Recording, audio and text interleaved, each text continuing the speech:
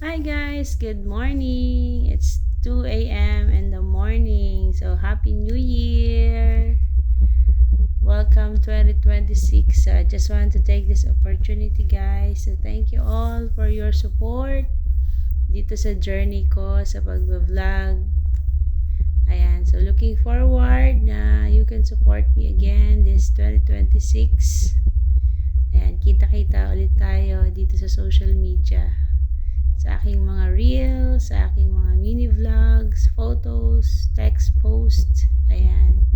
So, huwag sana kayo magsawang sumuporta guys. And soon, babalik ko din sa inyo isa-isa yung mga support na naitulong nyo sa akin. So, thank you so much again. Ingat po kayong lahat.